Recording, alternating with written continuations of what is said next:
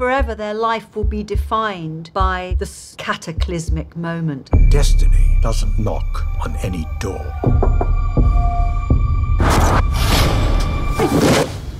It crashes in without calling. There's two families described in Disclaimer. Two parallel families, both mother and father with a son at the center. Sons which they both want to protect and that they kind of worship. Nancy, the police are here. Jonathan died in an accident. We're very sorry. Nancy has one son, Jonathan. I happen to be the mother of one son, so I understand that level of love. I think Jonathan, for her, has become the center of her life. So how do you portray dramatically a moment like that? I think because Nancy is so complicated, the only way she can deal with this news that her son has died is to shut the rest of the world away. Nancy had a very possessive relationship with Jonathan. She excluded Stephen from their lives, very emasculated by Nancy. But a role that Stephen accepted very easily. We pack all this. Yes, don't worry about that, Stephen. I'll take care of everything. Nancy is crushed, and Stephen doesn't react very well to it himself. He's, however stoical he may try to be, he's ravaged by this. Stephen just thought, she's my wife, I should know what to do, but I don't know how to help, and she won't let me help. And from that moment on, she goes right into that sad spiral and thinks, yeah, I'm going to stay in this dark place. Stephen tries to be strong and support her, but when a child dies before the parent dies, it's a devastating thing. It's against all nature. From the get-go, I was intrigued about these points of view, the cinematic language of each one. I thought that they should have a distinctive look, so we could see that same event in two different spaces. We're at this stunning beach, which you have seen in earlier episodes, blue and bright, but of course, I'm looking at it through the lens of Nancy. She's not seeing the beauty of the beach. There's a coldness about it. It doesn't look the same. It's suddenly a beach where death has happened. It happened over there, next to the lifeguard chair. And I'm looking around and I'm really in Nancy's state of mind. And she's not really listening, she's just looking at the sea. Nancy! Nancy! She needs to be in that water where her son died. It's a very moving idea, even reading it on the page. Even talking about it now makes me upset.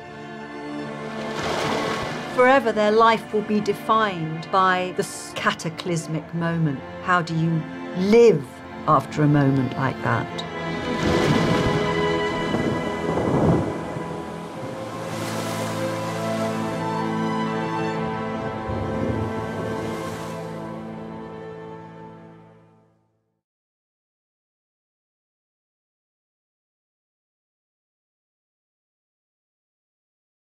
Both of them are not their best selves in that moment. You're hurt. I understand. No, I'm not hurt. This is about integrity.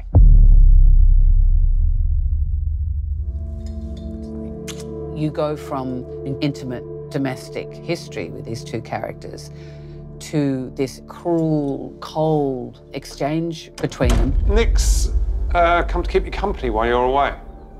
What? I should actually call you a cab so you're not late for the flight. Robert's feeling of betrayal gives way to a much deeper well of resentment that he has towards Catherine. So now he's punishing her. We do battle a lot as parents, I think, to protect our children from parts of ourselves that we haven't processed. And that moment just allows him to explode. Nick has read that book. You cannot tell him. That his mother is a liar and a hypocrite. Oh, I am not. His own personal insecurity, in a way, stops Catherine from speaking. So both of them are not their best selves in that moment. He didn't tell me for 20 years that our son almost drowned. He nearly died because he fell asleep after a fabulous holiday. Once we kind of find out the deep, dark, seeming secrets of the family, we start to see that Nicholas is being used somewhat as a pawn by his father within a larger game. Nicholas already has so much anger towards Catherine, and normally Robert acts as the buffer between them. But now he's really fanning those flames to further drive this wedge between her and their son. Nicholas's hate and rage is being directed, much like a weapon, at his mother. It's a really tough one to grasp, and it's something that you just kind of have to go on the ride on, and it's a very destructive path.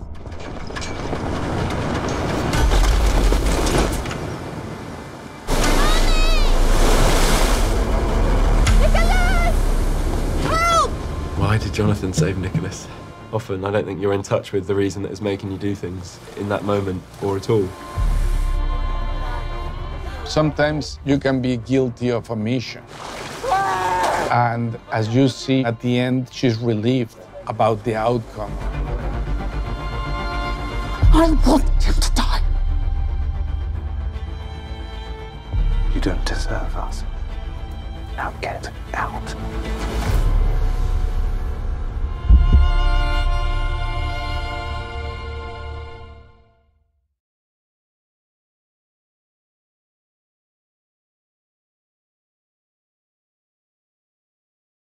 She had to put it together so that she herself could understand it. I was about to take everything away from Catherine Ravenscroft.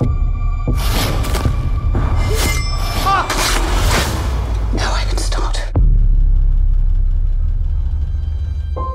Catherine's life has already fallen apart. Her marriage has fallen apart. She's got nothing to lose. But there's something she cannot allow to fall apart, and that is her son. Robert thinks of himself as a great father, and the competitive part of him loves that he's winning at parenting. But we come to find out that Robert doesn't actually know as much about Nicholas's life as he thinks he does.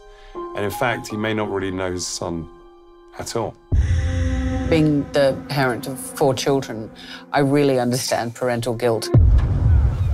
And so the guilt that she felt of not being able to save her son the first time. Mommy! And that was left up to somebody else. She wasn't going to do that a second time. She was galvanized by the trauma. What are you doing? He can't be in here. And was quite dangerous in that moment. Get away from my son!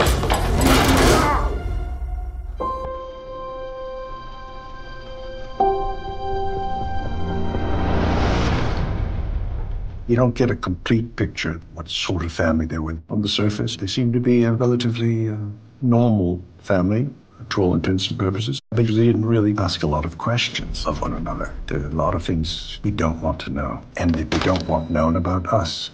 This event had been told through the novel's perspective. Now she's saying, I'm going to sit down and I am going to try to remember this thing in order so I don't forget any part. Shut up. I'm finally speaking. No, don't get in my way. Because it seems like, okay, a scene with 2 people over a table, but it made total sense to me that she had to put it together so that she herself could understand it. It was really important that she go through all of those steps.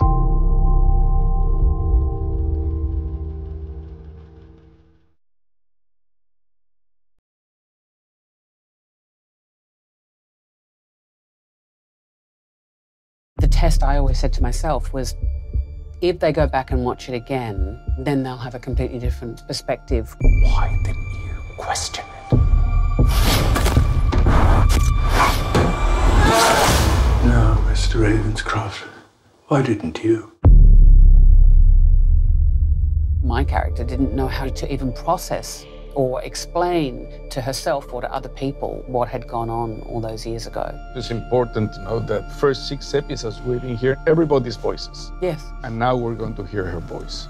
There's no one way. You know, there's signs, there's symptoms, there's certain ways of accessing the past that frequently occur with people who've gone through a traumatic experience. But there's no textbook to say this is the correct and accessible way to reveal that bit of information. Part of the challenge of Disclaimer, it was how not to reveal but at the same time, how not to cheat by hiding information. Yes. No, I was reading a lot of books about people who had been sexually abused, people who have been physically or psychologically abused, and how that affects their memory of it. You remember these things in fragments, and that's why so often women's voices are not believed, because they seem to often contradict things they've said before, because memory doesn't work in a linear way. So you're watching her being reactivated, but yet we're expecting her to behave like a heroine. You know, and I think that's an enormous pressure to put on somebody who's been through what she's been through. It often takes people a really, really long time to even approach being able to talk about these things. Your wife couldn't fathom what I was feeling. Nancy. Shut up, I'm talking. I've heard enough from you. Finally, this is Catherine's point of view. The recollection's much more fragmentary, but she had to unpack it to understand her role within it and kind of eradicate that sense of shame. I mean, does that ever go away? I don't know. To make quick judgments is something that is engraved in humanity for centuries and centuries. There's this encouragement of take a quick judgment. I mean, in social media, immediately you have the like or not like. A lot of these judgments come out of pure emotion without any stop to consider and contemplate for a moment. We're all looking for the truth, aren't we? Sometimes we think we've got a hold of it, and nope. We were wrong about that. We're all subject to gullibility to varying degrees. I got halfway through and I kind of pushed the script away. I thought, I really don't like this woman. And of course, as the story unfolded, I found myself, I guess, being invited or forming judgments very quickly. Just struck me on the last episode how susceptible we all are to stories and to ideas and beliefs and suggestions. It's quite shocking, that moment. I had to kind of go and have a cup of tea and think, well, hang on, I've been working on an assumption that A and B equals C, and they don't at all. How can you be so sure it was an accident? That's one of the overriding themes of the whole piece. Our inbuilt prejudice, our very uncomfortably easy ability to prejudge.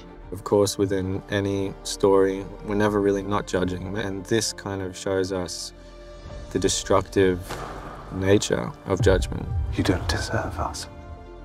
Now get out. If there is any lesson that I would take from it, it would be to give somebody the space to talk about something that might not be easy to talk about, and to try and pick up on the signs. I don't think I've ever made something that step by step in performing it, I was acutely aware of where the audience might be at with the story. We want scenes coming out of the novel to have a heightened cinematic approach to frame that part of the story. The important part of it was about stating a big contrast between the novel with reality.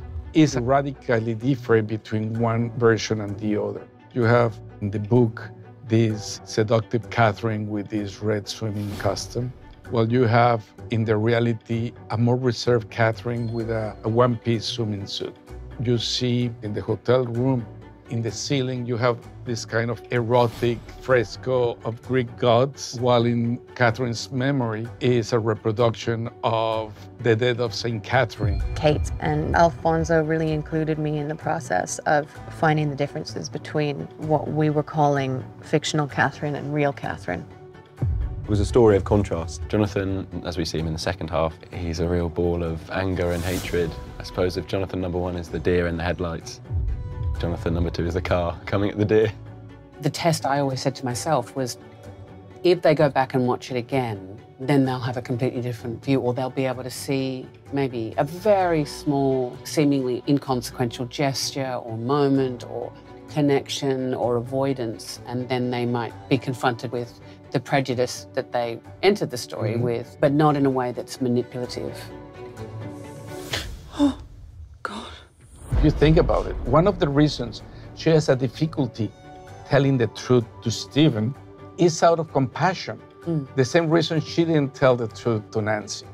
You know, it's because they already went through a trauma, and she doesn't want to make things more painful for them.